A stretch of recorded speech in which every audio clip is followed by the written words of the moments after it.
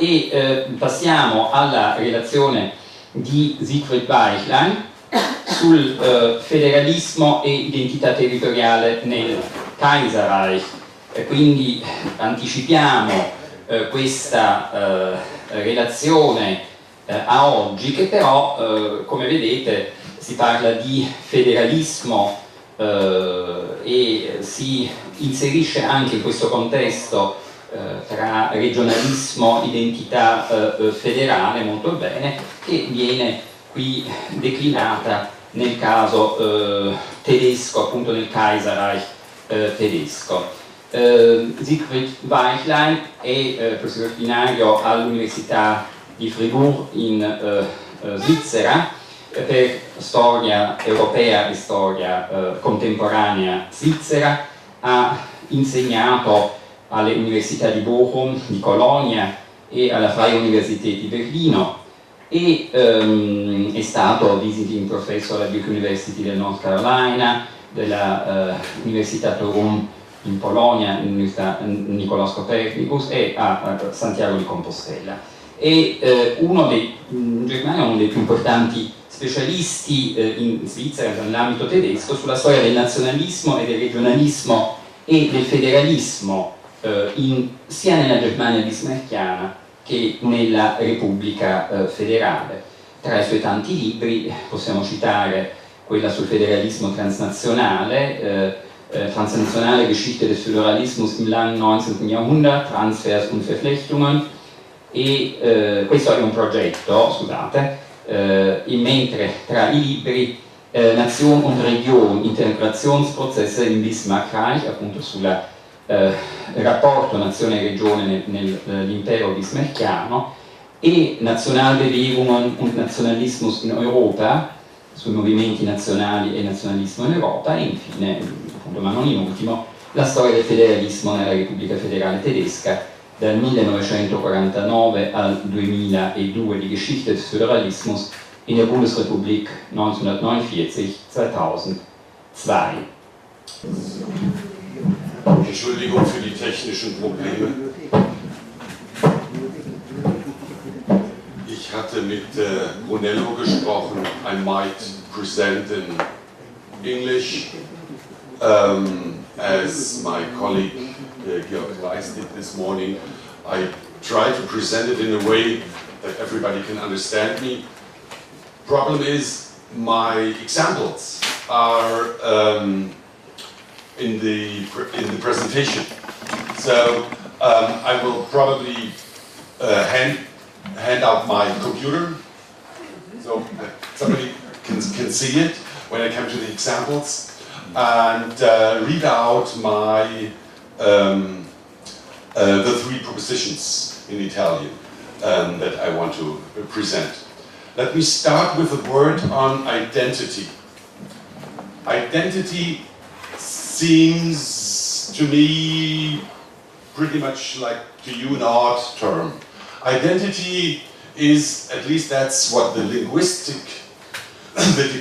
my department of linguistics tells me, is a so-called plurale tantum, like trousers or jeans or scissors, which exists only in the plural and presupposes other identities.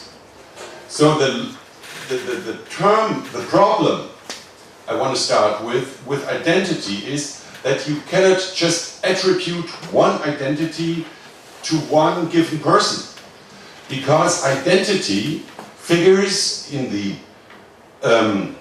category of plurale tantum, words that only exist in plural, and they presuppose other identities. They presuppose themselves. Trousers in plural presuppose trouser. Jeans presuppose the singular of it, and so forth. You can find many examples for that. So the problem with identity seems to be that its attribution to, should be a little bit loud, its attribution to one collective single identity is problematic. And the task of my paper is to spell that out, to bring a few examples, to make 3 propositions about it. Let me start with federalism.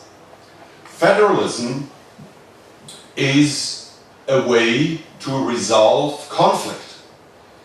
If we talk about federalism and identity, your conference, sich kalt, on Identität, the task for me seems to be to present federalism as a way to resolve conflict.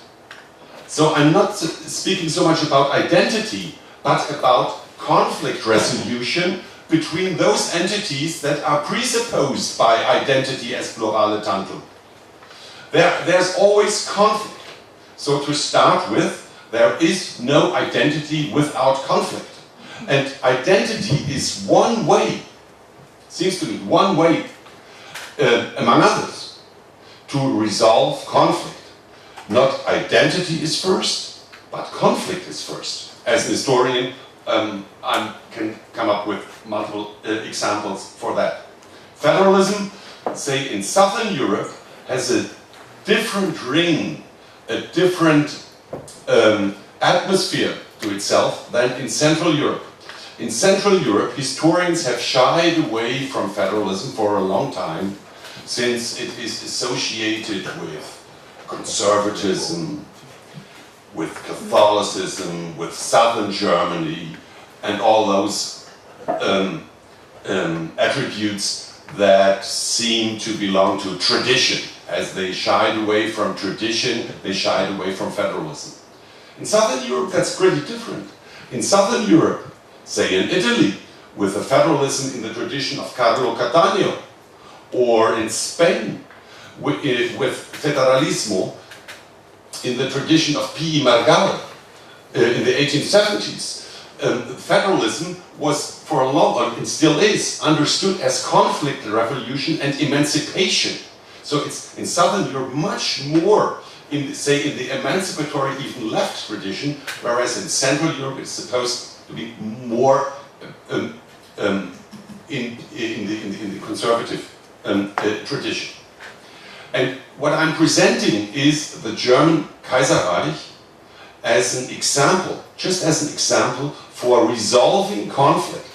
And what I'm trying to show is that those ways to resolve conflict between Bavaria and Prussia, between Saxony and Prussia, between Württemberg and Saxony, between Rhineland and Berlin, between Frankfurt and Hamburg, and all those conflicts.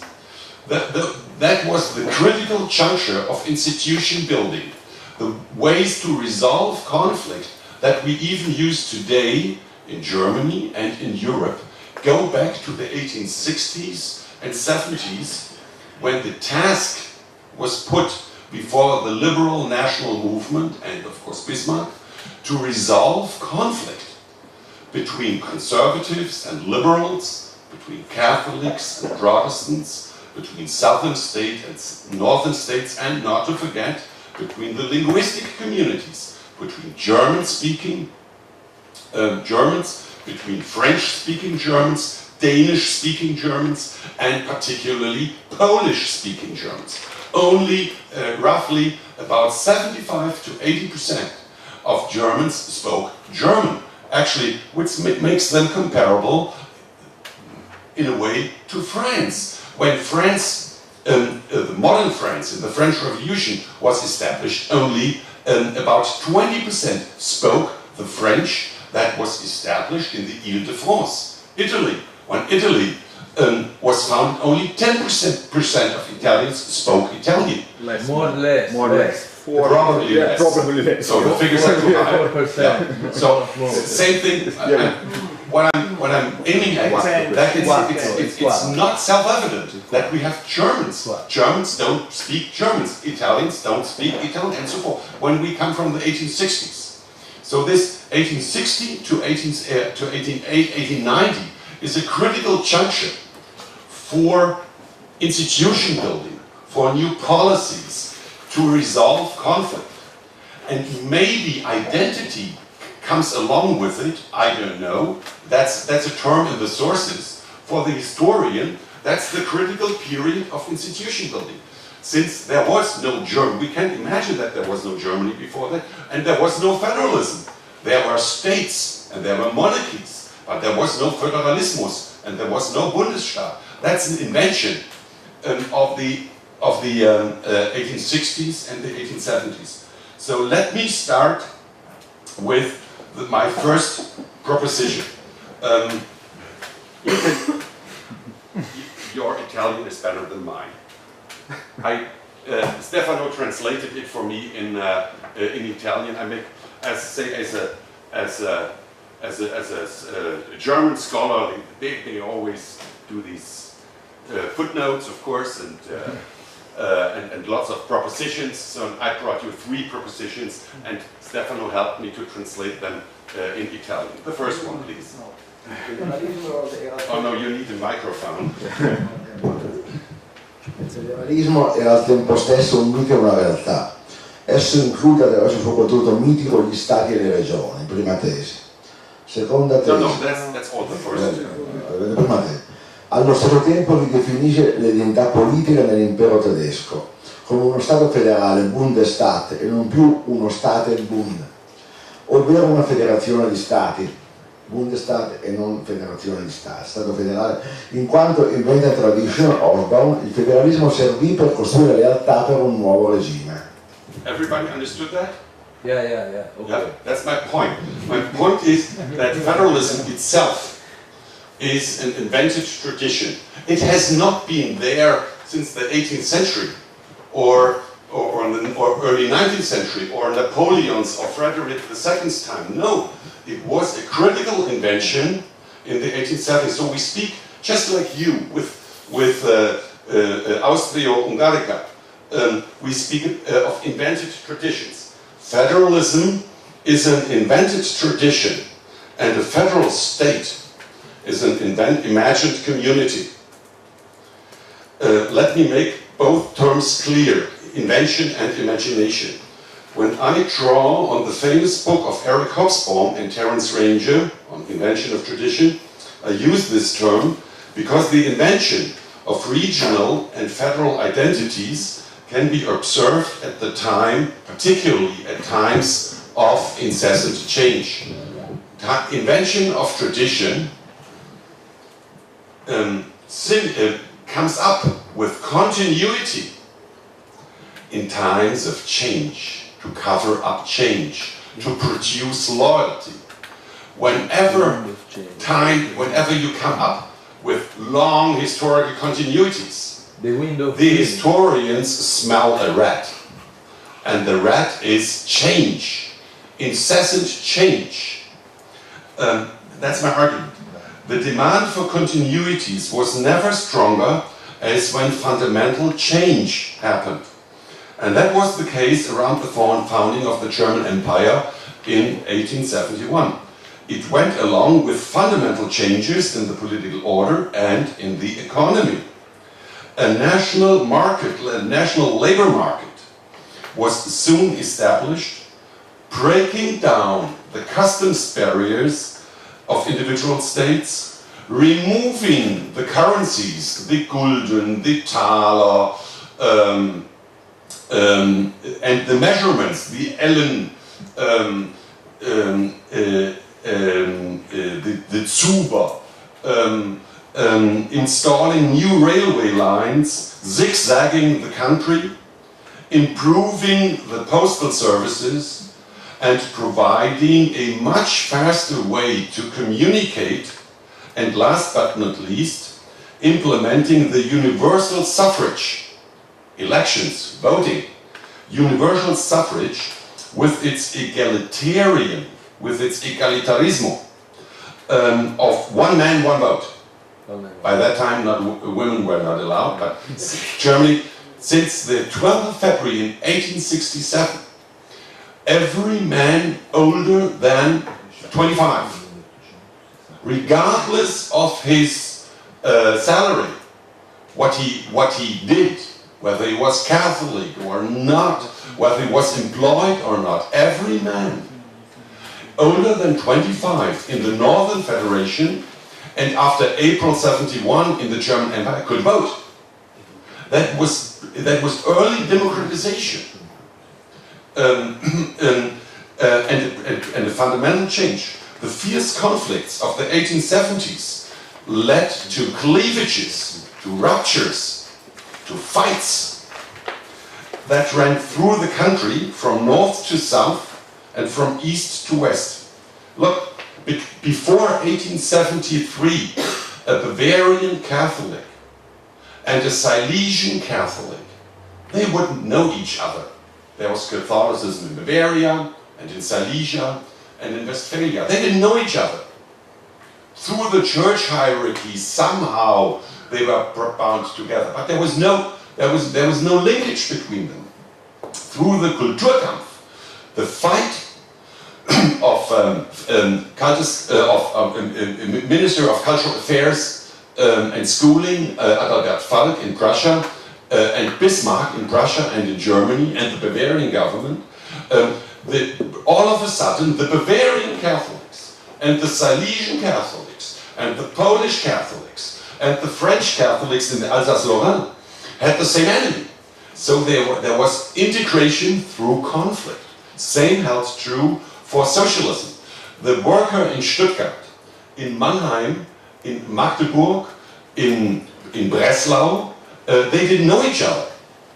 Roughly, sometimes through newspapers, they didn't know that there was workers movement in Stuttgart and Ruhrgebiet. There was a workers movement, but there were lots of them in Ruhrgebiet, in Silesia, in Berlin. But through the Sozialistengesetz, the outlawing of the Social Democratic Party in 79, that implemented, there was integration, or the workers' movement itself was integrated.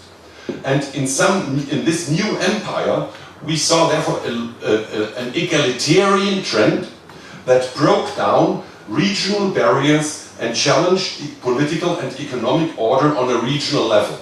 It is not self-evident that Germany is federalized or is put together as a federal system, because the trend to unitarianism is so obvious. And I want to come up with two examples. I showed that around, brought you a map, the German railway map from 1835 to 85 shows you that Germany is linked more and more together. You see, German railway system brings together Germany, starting here in Fürth, Nuremberg. Now we are in the 1840s. Now Silesia has become part of the railway system. Now we are into Poznan and the eastern parts. So the German railway system has a unitary effect. Railway system connects Königsberg and Cologne, Munich and Frankfurt, Berlin and Silesia, Magdeburg and the Hanseatic port cities, Passau and Bremen.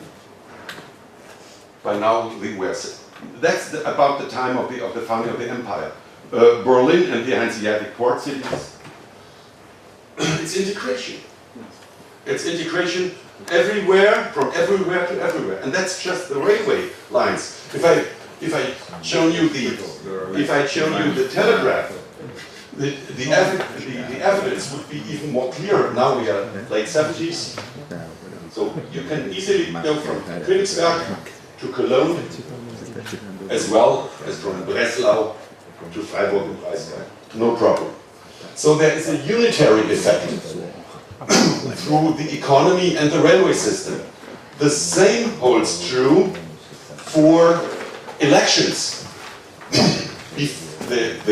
The impact of democratic elections broke down the barriers between the 27 German states. The constitution of 1871 began with, that's telling, began not with human rights or the values of democracy or the values of a monarchy. No. What is important in a constitution is in the first sentence. The first sentence of the constitution of 49 is die Würde des Menschen ist unantastbar. Of course, because we had the experience that die Würde des Menschen war antastbar. The first sentence of Weimar Constitution is das Deutsche Reich ist eine Republik, because the experience was the German Reich was not a republic, it was an autocracy. And the first sentence of the Constitution of 1871 is das Deutsche Reich besteht aus, and then is a long list of names, beginning with Prussia, Bavaria, so 27 states and cities forming the Bundesrat. So that they were brought together. That before that, there never was any kind of Germany. There were states, and then you mentioned the Großdeutsch and Gesamtdeutsch movement. So bringing together the German states was quite an achievement, and the barriers between the German states were broken down by the democratic electoral franchise starting in 67 and then for the whole Reich in 71. I show you the districts, the election districts, and the election results from 1912, where you see that, you can hand it on, where you see that elections, or that conservatives had their strongholds in the east as well as in the west. Catholics had their strongholds in the south as well as in the east and in the west.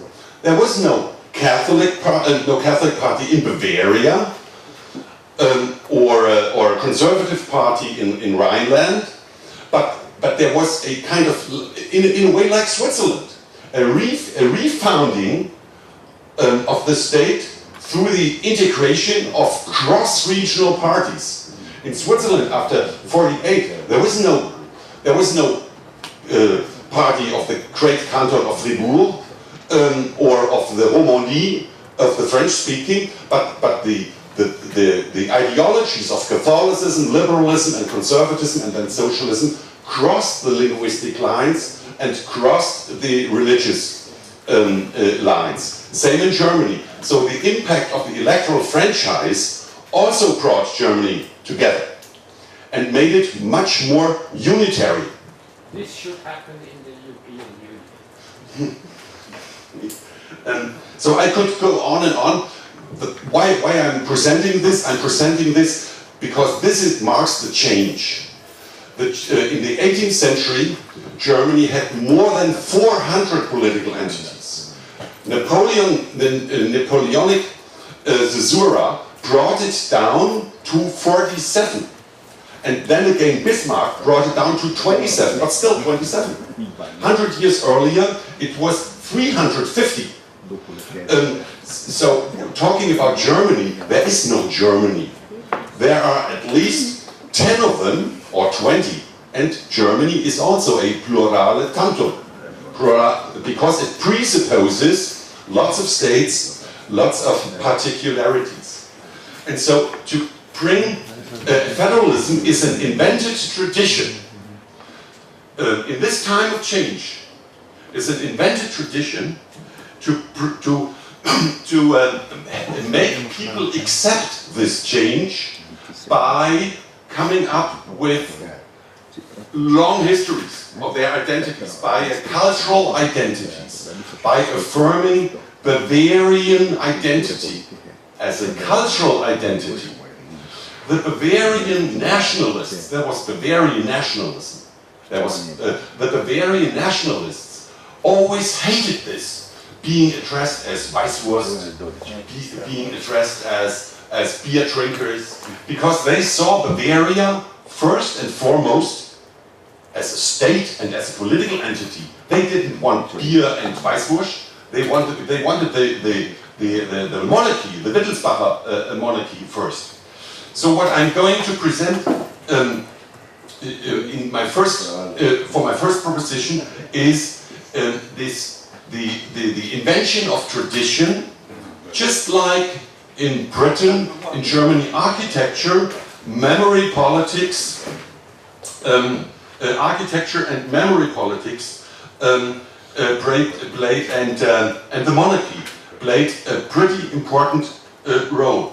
All of a sudden, in the 1860s, 1870s, architecture of the German Empire did not emulate a modern style, it went back to the Renaissance.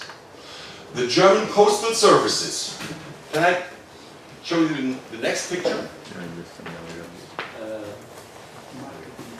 So this is the electoral districts, and you see blue here and here, also there.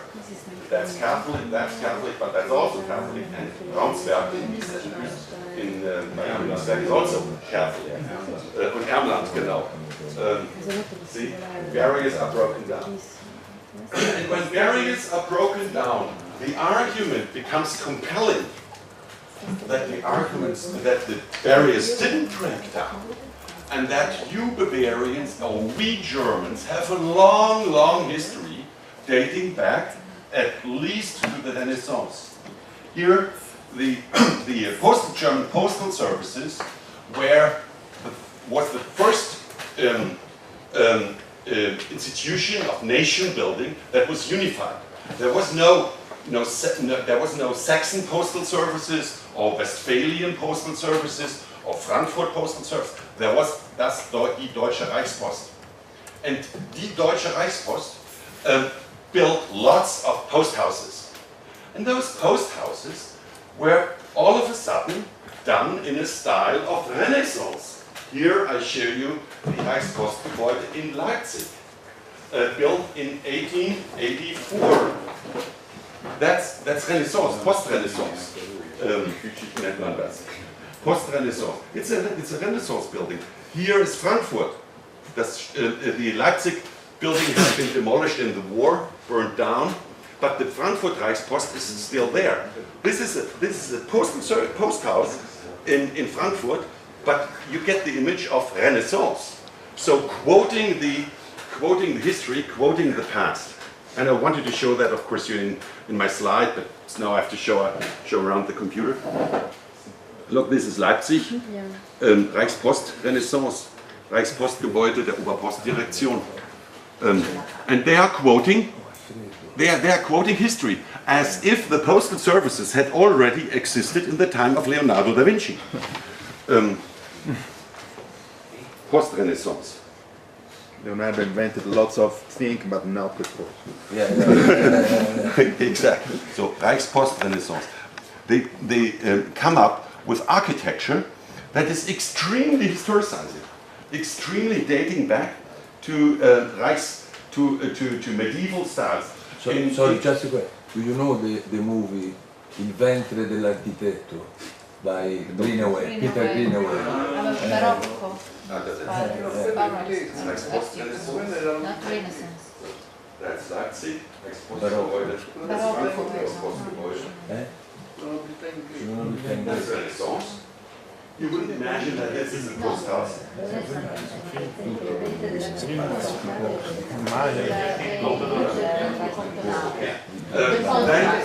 Then of course, history and architecture is spelled out with, can you please show around, Schloss Neuschwanstein. Schloss Neuschwanstein, by Ludwig II, imagines Bavaria in a fancy way, in a fairy tale way, only in a fairy tale way we would say with internet connection, with a telephone, with electricity. It's Disneyland, but it's history.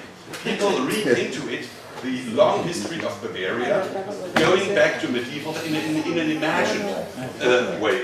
It's an imagined tradition. The identities of German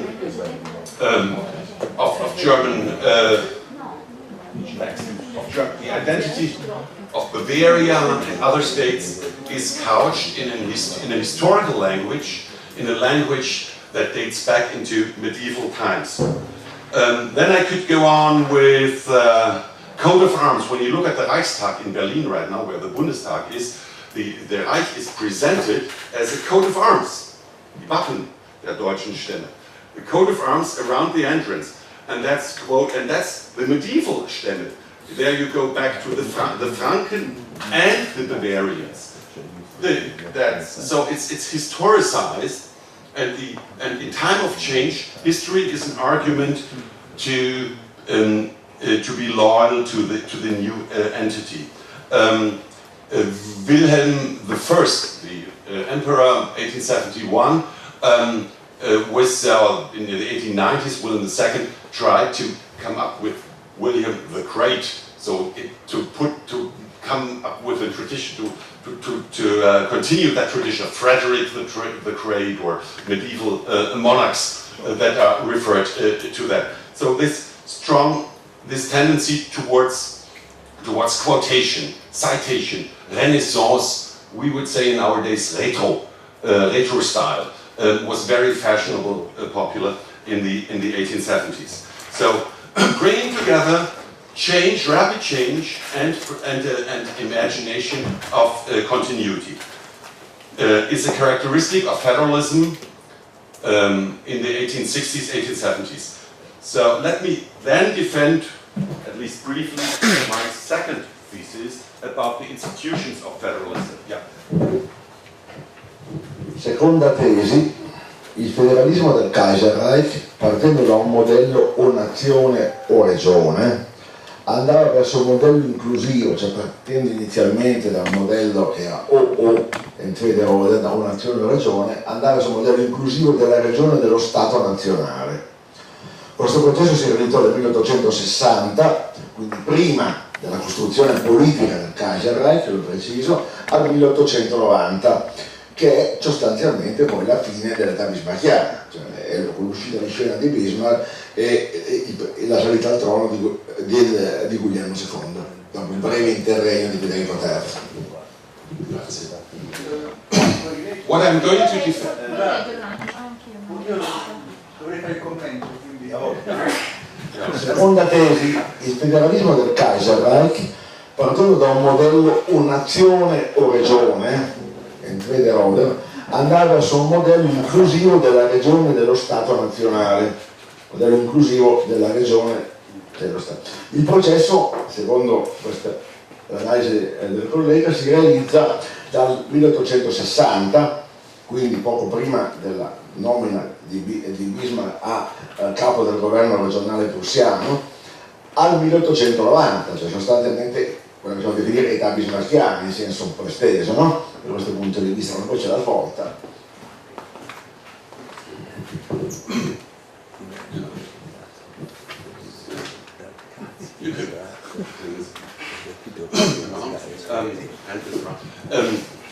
Until the Reichsgründung, until 1870s or the 60s, it was self-evident for much of the population, not for the liberal national movement, but for ordinary people, it was self-evident that you were either a Saxon or a German, either a Bavarian or a German. So the German Empire was not, was in a way attacking long continuities, at least continuities to the Napoleonic years, that were self-evident, say in Bavaria, say in Swabia, in Württemberg, in Saxony, in Prussia, in Eastern Prussia, in Brandenburg, in the Hanseatic port cities, and so forth. The political logic was that you were either Bavarian or German. The foundation of the German Empire set in motion a different logic. Actually, it set in motion two logics that are still with us. And I wanted to present these two logics. One logic, why were you a German?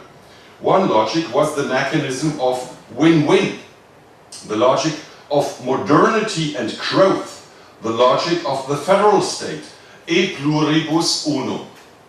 That is, we are together, and together we are stronger, then all of us together, then the sum of our combined efforts. It's a logic dating back to, it's the model of the Federalist Papers of 1787, of the US Constitution, e pluribus unum. Together we are stronger than the sum of us. We are, it's a win-win situation. Only together we can resist the threats of, in the 1870s, of that power or that power. We have to unite, and to unite we are stronger. You see that still today with Europe, Georg. Together, e pluribus unum, we are stronger to resist globalization. Only together we can resist the threats of the markets, of the financial markets. Only together we resist this and that. The second logic in the 1870s is the rescue of the states. You can also see it today in Europe. The Bundesrat, that's Alan Milward's book. Alan Milward's book, the different logic is you preserve your own identity as a Bavarian only when you enter the German state. An example is the debate in the Bavarian Diet, in the Bavarian Landtag, on the 21st of January in 1871, when the Bavarian conservatives, the Bavarian Catholics, the patriots, they called themselves Patriotenpartei, when the Bavarian Patriotenpartei itself, that was heavily opposing German unification and was for the Bavarian monarchy, when the Bavarian Diet, the conservatives, they made the proposition, Hutter and the Augsburger Postzeitung and others, to accede to enter Germany, because only in the German Empire, Bavarian could stay together. Bavarian itself was a complex, very complex entity made up of Old Bavaria, Franconia, and the Palatinate on the left side, left bank of the Rhine. So there were different parts, and if Bavaria had not entered the German Empire, probably the Palatinate anyway, but probably also Franconia had broken away, and what had been left would have been Catholic Old Bavaria and not Protestant Franconia, and the Protestant parts of the Palatinate. So the idea, only if we enter ever more closer union, we can stay the way we are. Only if Saxony enters the Northern Confederation and then the German Empire, Saxony can stay what it is. Only if Bavaria enters the German Empire, it can stay. It can still be what it is. In the 1870s, as the period of the critical juncture of institution building, logics of integration, of conflict resolution were set in motion that are still around in Germany and on the European level.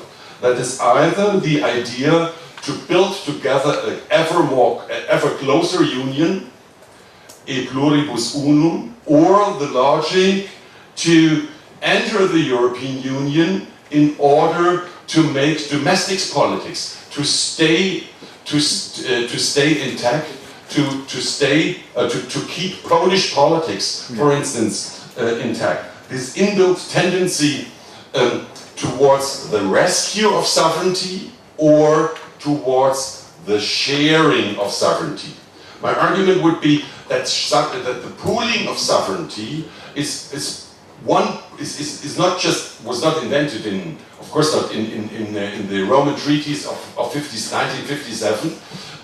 It was part of conflict resolution, not only in Germany, but it was a typical 19th century resolution, actually going back to the Federalist Papers and the American Constitution, where sovereignty was pooled in the federal state, but the German, the inbuilt conflict of the German Empire was that it had not one logic, but two logics, and they were conflicting. The other logic was, no, we stay as we are. We have to enter somehow. We have to obey by the rules. We have to be part of the unitary state. We have to accept mobilization, industry, transport, communication.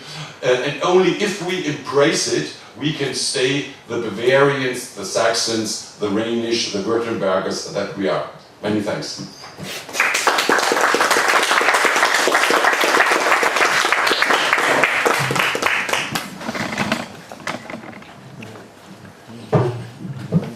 Grazie molte a Siegfried Weichlein per questo suo intervento, anche se un po' movimentato, però molto chiaro, e con questa interpretazione che richiama suggestioni andersoniane e poi appunto le faremo girare sul sito Sisca e attraverso la nostra mailing list, e che richiama suggestioni andersoniane e appunto di Range di Hobsbawm, no? Comunità immaginate, l'invenzione della tradizione, il federalismo come tradizione inventata.